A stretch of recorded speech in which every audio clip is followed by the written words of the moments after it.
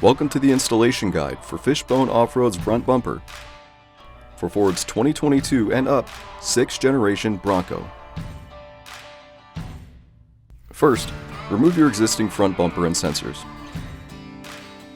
We show how to do this in another video, linked below. Step 1. With a 15mm socket and the factory bolts, begin securing the bumper mounting brackets to the tow hook brackets. Step 2. The parking sensors are location specific. Install them into the bumper in their factory orientation by tightening the screws around the brackets.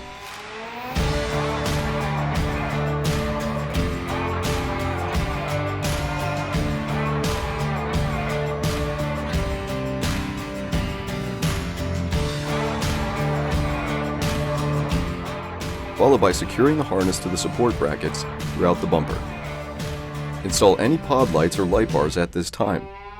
Note that if your vehicle has adaptive cruise control, a light bar will greatly interfere with its function. Step 3. With the help of a friend, hold the bumper up to the mounting brackets and secure it using the included hardware with an 18mm socket and wrench.